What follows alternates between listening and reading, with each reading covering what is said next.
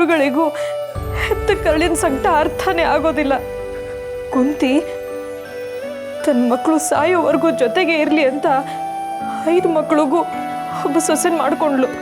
ಆದರೆ ಕಳೆದು ಹೋದ ಮಗನ ಕಣ್ಮುಂದೆ ನಿಲ್ಲಿಸಿ ಕೈಯಾರೆ ಪ್ರಾಣ ತೆಗೆಸ್ದ ಆ ಕೃಷ್ಣ. ಅವತ್ತು ಗೊತ್ತಿದ್ದು ಹೆತ್ತ ಕರಳಿಗೆ ಕೊಳ್ಳೆ ಇಟ್ಟ ಆ ಕೃಷ್ಣ ಇವತ್ತು ಗೊತ್ತಿದ್ದು ನನ್ನ ಮಕ್ಕಳನ್ನ ದೂರ ಮಾಡ್ತಿದ್ದಾರೆ ಆ ಗುರುಗಳು. ನನ್ನ ಕಣ್ಮುಂದೆ ಏನನ್ನ ನೋಡಬಾರ್ದು ಅನ್ಕೊಂಡಿದ್ನೋ ಅದನ್ನೇ ನೋಡೋ ಹಾಗೆ ಮಾಡ್ದ ಭಗವಂತ.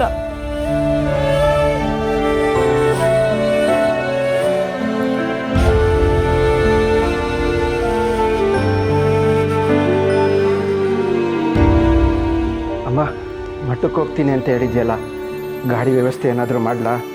ಜೊತೆ ನಾನು ಬರಲಾ ಅಥವಾ ಮಾಧವ ದೊಡ್ಡಪ್ಪನ ಕರ್ಕೊಂಡು ಹೋಗ್ತೀಯಾ? ಯಾರು ಬೇಡಪ್ಪ, ನಾನು ಹೋಗಲ್ಲ. ಯಾಕಮ್ಮ? ನೀನು ಹೋಗಿ ಭೇಟಿ ಮಾಡಿದ್ರೆ ಏನಾದರೂ ಬದಲಾವಣೆ ಆಗ್ಬೋದೇನೋ? ಆಗ್ಬೋದಪ್ಪ, ಆದರೆ ಗುರುಗಳು ನಮಗೆ ಬದುಕು ಕೊಟ್ಟವರು, ಈ ಊರಲ್ಲಿ ಒಂದು ಸ್ಥಾನ ಮಾನ ಕೊಟ್ಟವರು. ನಿಮ್ಮ ತಂದೆಗೆ ನನ್ನನ್ನು, ನಿನ್ನ ತಮ್ಮನಿಗೆ ಸರಸ್ವತಿನ ಮದುವೆ ಮಾಡಿಸಿ ಈ ಮನೆ ದೀಪ ಬೆಳಗೋದಕ್ಕೆ ಕಾರಣ ಆದವರು.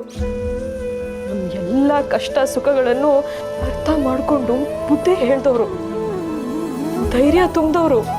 ಯಾವ ಕಾರಣಕ್ಕೆ ಅವ್ರಿಗೆ ಹೇಳಿದಾರೋ ಏನೋ, ಅವ್ರ ಉದ್ದೇಶಕ್ಕೆ ನಾನು ಅಡ್ಡಿ ಆಗೋದು ಬೇಡ. ಹಾ, ಈಗ ನಿನ್ನ ಜಾಣೆ ಆದೆ ನೋಡು. ಬದುಕು ನಾವ್ ಅಂದ್ಕೊಂಡ್ ಹಾಗೆ ನಡೆಯೋಲ್ಲ ಗೋಪಿ. ಅದು ಹೇಗೆಲ್ಲ ಕರ್ಕೊಂಡು ಹೋಗುತ್ತೋ ಹಾಗೆ ನಾವು ಹಿಂಬಾಲಿಸ್ತಾ ಹೋಗಬೇಕು ಅಷ್ಟೇ.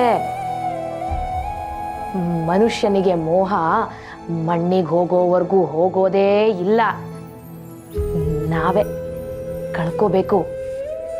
ಹೆತ್ತ ಕರಳಿಗೆ ಈ ಲೆಕ್ಕಾಚಾರ ಎಲ್ಲ ಗೊತ್ತಾಗಲ್ಲ ಸೀತಕ್ಕ. ಗಂಡಸು ಮೆದುಳಿಂದ ಯೋಚನೆ ಮಾಡ್ತಾನೆ, ಹೆಣ್ಣು ಹೃದಯದಿಂದ ಯೋಚನೆ ಮಾಡ್ತಾಳೆ. ಅದು ನಿಜಾನೇ.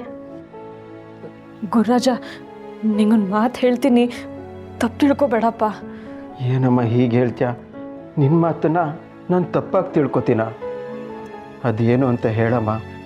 ಇರೋ ಆಸ್ತಿಲಿ ವೆಂಕಟನಾಥನಿಗೆ ಏನು ಸಲ್ಲಬೇಕು ಅಂತ ನಿನ್ನ ಮನಸ್ಸಿಗೆ ಬರುತ್ತೋ ಅದನ್ನು ಧಾರಾಳವಾಗಿ ಕೊಟ್ಬಿಡು.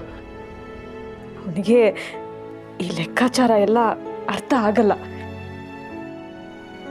ಅಮ್ಮ, ಇದನ್ನು ನೀನು ನನಗೆ ಹೇಳಬೇಕಾ? ಅವನು ನನ್ನ ತಮ್ಮ ಕಣಮ್ಮ. ಈ ಮನೇಲಿ ನನಗೆಷ್ಟು ಅಧಿಕಾರ ಇದೆಯೋ ಅಷ್ಟೇ ಅಧಿಕಾರ ಅವನಿಗೂ ಇದೆ. ಒಂದು ಹಿಡಿ ಉಪ್ಪಿದ್ರೆ ಅದರಲ್ಲಿ ಅರ್ಧ ಅವನಿಗೆ ಸೇರುತ್ತೆ. ಕಂತಪ್ಪ, ನೀನೆಂತವನು ಅಂತ ನಂಗೆ ತುಂಬ ಚೆನ್ನಾಗಿ ಗೊತ್ತು. ಆದರೂ ತಾಯಿ ಅನ್ನೋ ಸಲಿಗೆಯಿಂದ ಹೇಳಿದೆ ಅಷ್ಟೆ. ಅದಕ್ಕೆ ಸಂಬಂಧಪಟ್ಟ ಹಾಗೆ ಕಾನೂನೇನು ಹೇಳುತ್ತೋ ಅದನ್ನೆಲ್ಲ ಮಾಡಿಬಿಡು.